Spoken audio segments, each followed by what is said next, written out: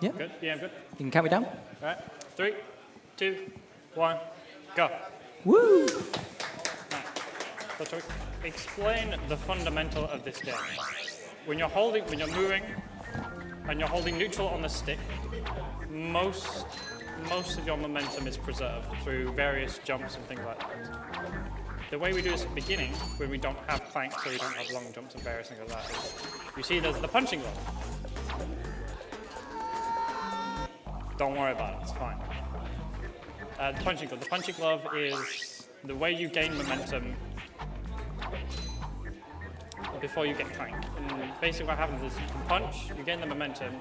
Usually you can't carry that momentum anywhere else. But because of Energy Plus, we have the goodies menu.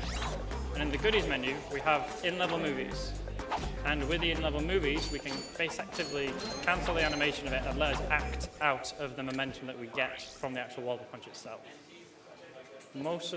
Pretty much most of the movement in this game is entirely based around keeping a fluid chain of movement going through every single planet. We can do this through various means with the Walloper and the most broken one, which is the PDA. The PDA, casually, is an item which you get, which effectively lets you buy ammo everywhere. But in speedrun, we can use the PDA to effectively stall our momentum. It's another way of stopping ourselves, but carrying momentum. There we can do that. And it's meant to be a cutscene playing now. You can, if you hold L1 while you're in water and whilst the cutscene's playing, for whatever reason, the game just lets you move. I don't really know why. There's a lot of funky stuff in this game, because a lot of the various bits and pieces of this game is a lot of abusing first-person mode, which you never actually see us go into first person, but it lets us do various things outside of the PDA. Because here you're going to see, my word, you're going to see as our first use of an infinite jump. Infinite jumps are what we use the PDA for mostly. And long story short, when you use the PDA in the air, you can use it to reset your jump. So as you see, we jump there, and then we can jump out of the air. You can do this as many times as you want over most surfaces. There's various surfaces in the game where if you're just over them, the game doesn't let you wrench swing whilst you're in the air for, I don't know. Now we have Clank.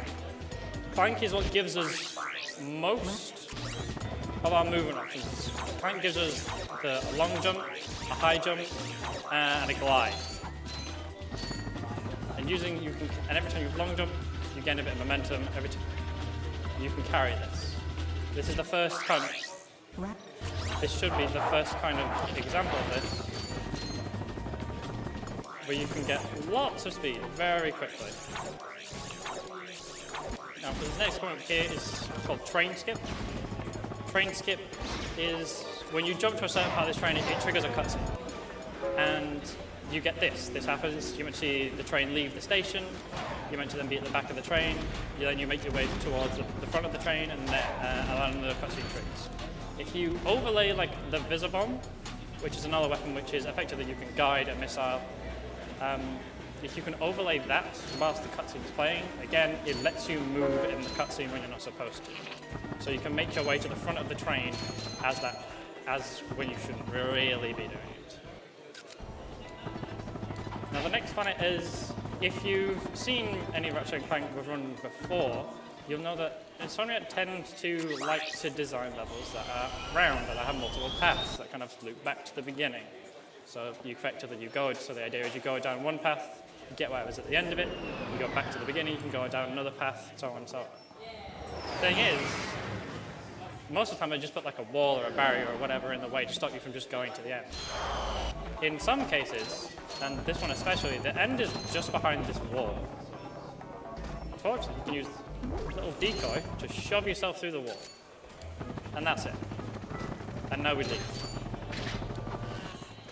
So the next planet, it involves, so how you actually get from planet to planet is in every level there is an info box.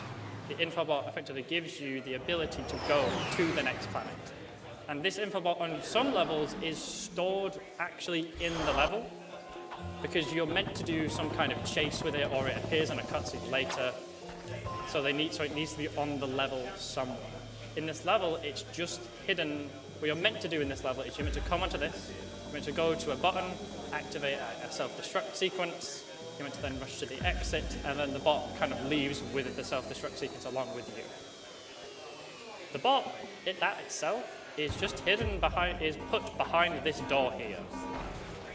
I hope this works. This is visual cues based on monitor.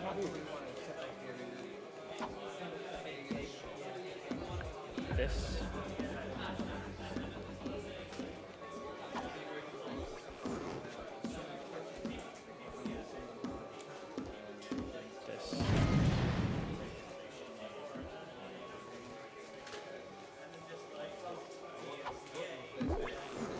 There we go. That is the most annoying clip in the entire game by a mile. It's incredibly finicky. There, when you're actually in that pod sequence going to and from that ship, Ratchet isn't in the pod itself moving, he's actually basically just put to the spawn point. And again, you can open an in-level movie above the trigger to start the pod. Start the pod whilst it's in the in-level movie, and then after you close it, you'll get movement whilst that pod's moving. Because if we actually waited about 20 seconds there, Ratchet would have actually just jumped to where he's meant to go. This is hard, so give me 1 minute.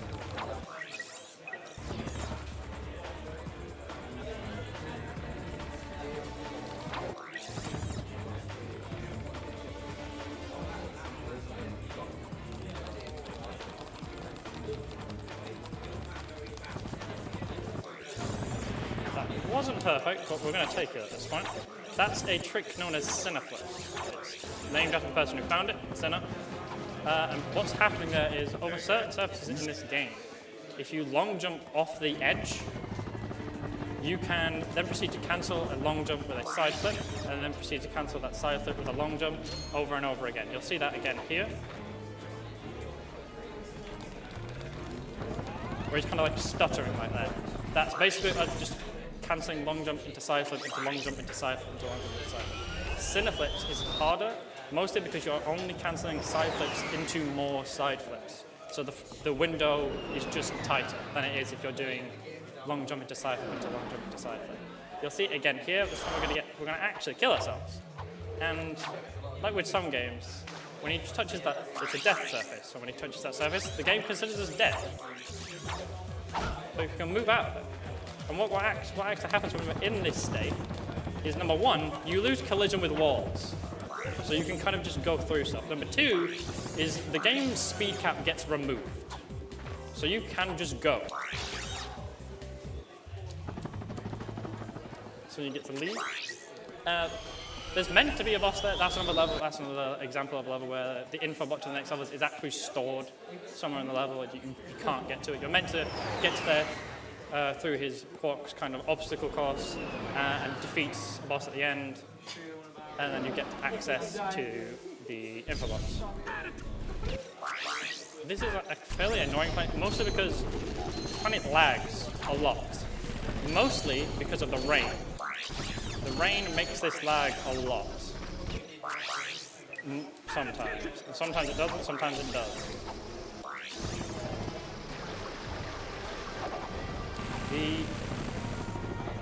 When done well, this planet is 2 chains of movement, 1 to this guy, and then 1 basically right to the end. Because there is a section here where you're meant to have the grind boots, an item which is in most Ratchet and Clank games. To my knowledge, it actually might be in all of them, I'm not 100%. But you're meant to do a massive long rail. You'll see a bunch of it. Like over there and over there. You're meant to grind, and that takes probably about a minute just on the grind rail, and you have to actually go and get the boots. Even in Energy Plus, you have to go and get the boots. Not absolutely everything is saved between playthroughs. Okay, you skip all by doing moving over to the end. And get the info box. And we're going to move on to Gaspar. Gaspar is a relatively simple planet. Again, it's another planet of just a case of the beginning. Actually, no, we're not going to Gaspar. We're going to Auxon first. I forgot. Auxon is the one Clank section which you will see in this run. Casually, when you do what the casual route, intended route is quickly, it takes about 6 minutes. Fortunately, we don't do that because it's really slow and not actually that fun. So what we can do over here is we can clip into a pipe, usually in another movie, and if you've watched a Spyro run, you might be familiar with the term proxy. That's effectively what we're doing there. You basically shove Clank into just some collision, and he just moves, and he just sends the game, tries to get him out of it, so it sends him all as high up as it possibly can. Here we have it's a big Clank jump. We literally call these big Clank jumps because we're very inventive with names. Now we're actually going to be moving on to Gaspar, which, as again I just said, it's a very simple level. The beginning is very close to the end, like a lot of levels. So again, we go to the end because we can move pretty much completely freely. There isn't much that you can't do. If you play this game, you might know that you're meant to bounce on lava twice, and then if you bounce on again, the game just kills you. If you open up the PDA and then bounce on the lava, that actually just doesn't happen. You actually reset the count. And again, with the momentum conservation, it actually stores between cutscenes as well. So if you went into the cutscene with momentum, and as long as you are holding neutral when you're coming out of that cutscene, the action you do when you're coming out of that cutscene carries the momentum that you had going into it. Now, Poketaru is kind of the infamous auto-scroller of this speedrun. It used to be pretty much a dead set 4 minutes, and there isn't much you can do about it. Since then, we have found, well, I think this was last time this game was on Magicmantwon we had this. We call it Guy Walk, because there's the guy who we're effectively escorting to the end, and what we're trying to do is clear all the enemies out of the path before we get there. And what this does is, I assume this is probably put in just to, like, in case he gets randomly stuck in anything and he can't move.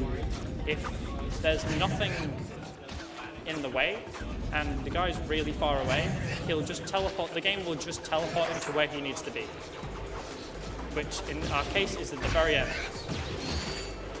So what we're trying to fish. What we're trying to do is clear all the fish on that end platform, so that when we get there, he basically just teleports right to the end of the platform.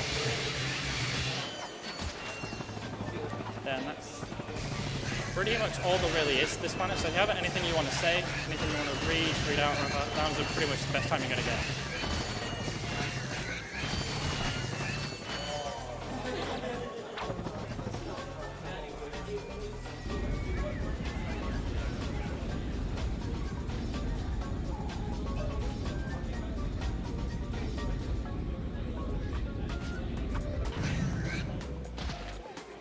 To add on to this level, this is pretty much the only level in the entire game where there is actual RNG.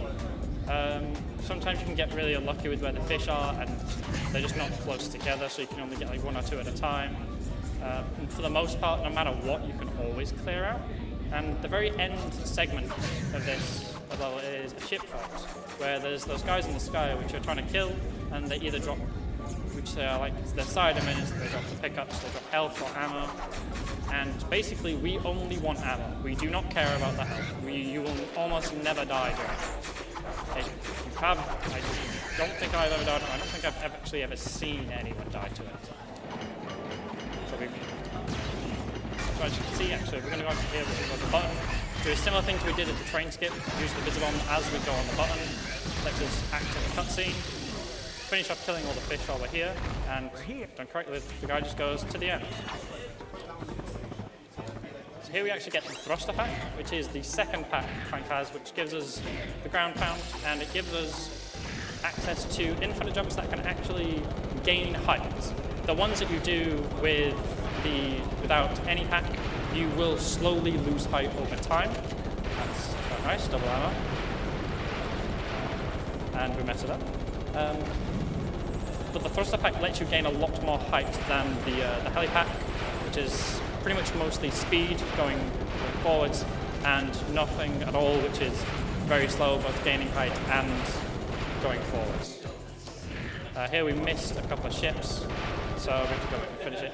Fun fact, if you don't have any missiles left when you complete that, the game just gets stuck and doesn't complete the mission.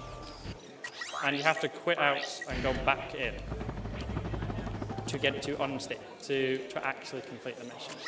So here we're going to go back to Auxon, the Clank planet, but this time we have an O2 mass now, which we got from Poketaro, which we just did, and now we actually get to move on the planet as Ratchet.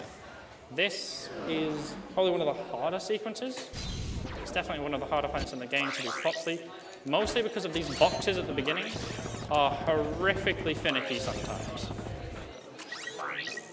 So we've got a bad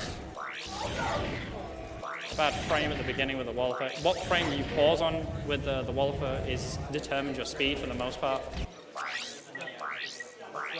So if you pause on good and bad frames is, for the most part, it's not particularly difficult to get good frames. It's just one thing you have to learn. This planet, basically right now, we're chasing around that infobot, which you could actually, in theory, do this as Clank.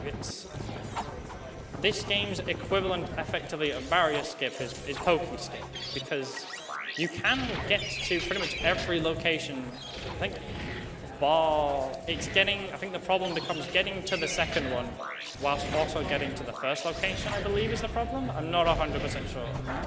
But if you could actually get to all of these infobots as Clank, the first time you come here, you can actually just skip Poketaro entirely. There is absolutely no reason, because even the other levels in space that you would think require the O2 mask, they don't. They don't actually check that you have the O2 mask. They just assume that you have the O2 mask. This is a door that would be open if you did the Clank section earlier. We kind of just shove yourself through it. It's collision is weird.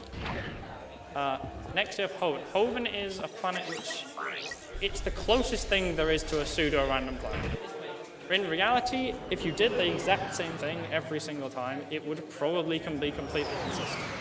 The problem is there's tiny changes make things not work. Which is basically the problem is, this planet is, what you're meant to do is you go up to this platform up here. In the cards right, you would just basically go around the entire planet and you end up with this turret. And then your goal is to destroy this ship. This ship is made up of 5 parts. Each part effectively has 50 health, and each missile does 1 damage. However, there are crit spots effectively on each part of the ship, which let you do 5 damage. And those crit spots are really small.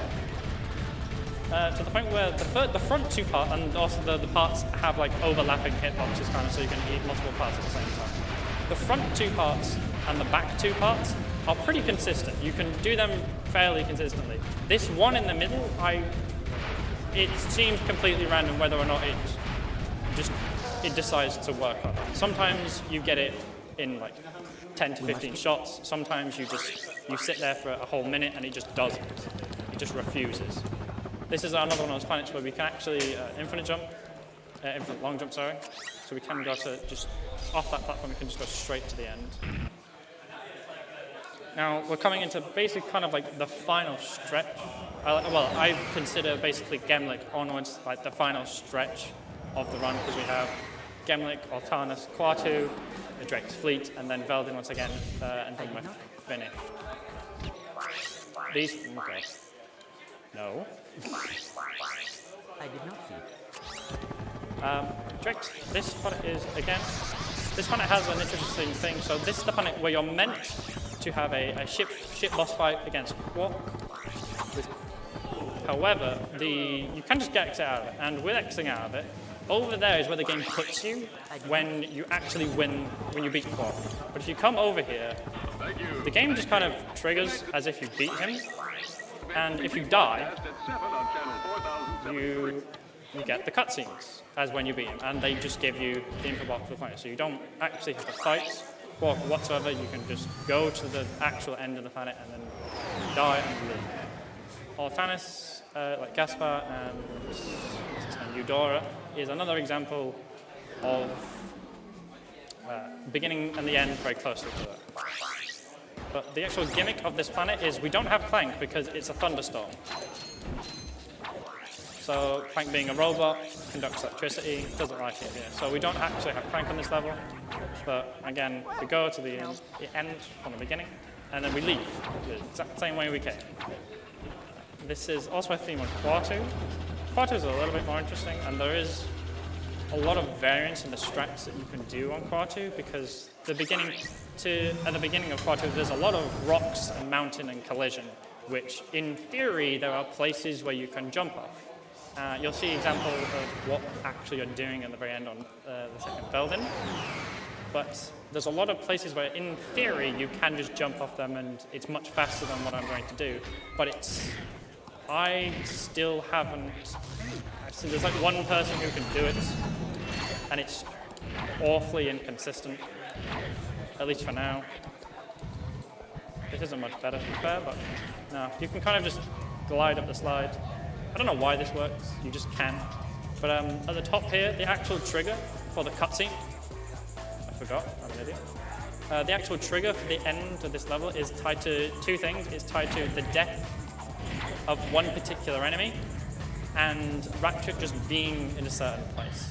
And where you get put, it's actually the way they're going. You get put in that room just there when you trigger that. But the guy you need to kill is through this door. So what you can do is you can throw decoy up against the door and use the Tesla claw to chain through the door. Now we're moving into the last two planets of the game, which is Fleet and Belden 2. If you have seen Ricky did run this game at AGDQ 2019, I want to say. At that time, the fastest known way to do these planets was basically infinite jump to the end, which it's fairly anticlimactic for how difficult the rest of the planet actually is. But since then, we have found some chains of movement which we can do. We can kind of flip outside of here, which, again, this place has some really funky collision. Like there's like tiny walls, like in places where you wouldn't think there's tiny walls and things like that. And to get jumped off of this, we're going to be jumping off that little yellow thing there. You have to land on it. You can't like glide into it, so to speak. Yes. But done well, this is significantly faster than just infinite jumping to the end.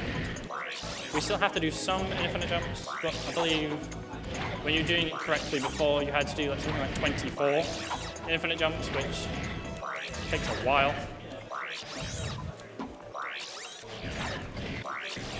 But with this, you can basically use some side flips and your infinite jump to the end and just sort of. The hard part about this when we were doing this is actually we actually need to get back in bounds, because surprisingly enough, unlike a lot of this, it's actually not one way. You can't get back in from getting back out. So you need to find a way to clip back in there, which is finicky but consistent when you know what you're looking for. So in this last level, we're going to go back into Belden. There's two things to say with this planet. Number one is we don't actually fight the final boss. We have, what you didn't see before this was started, is if you kill the final boss and then don't hit the button at the very end of the game and just load, you don't have to fight the final boss because what's called the deplanetizer is up. And it's in the space that he spawns in.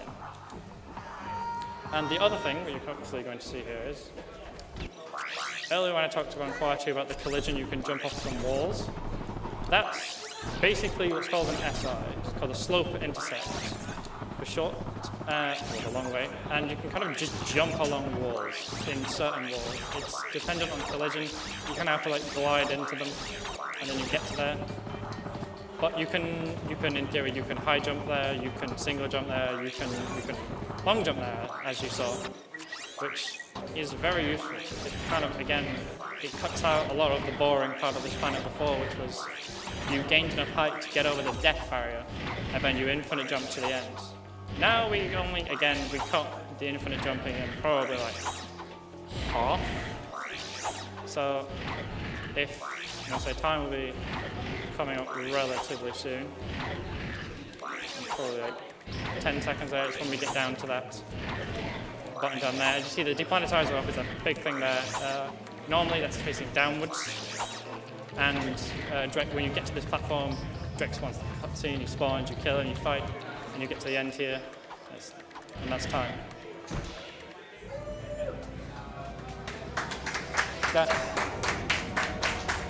Ratchet and Clank 1NG Plus. One thing is just very quick is if you're interested in running literally any Ratchet game, that includes the PSP games and the horrible mobile game, join the Discord. We have a million resources for basically all.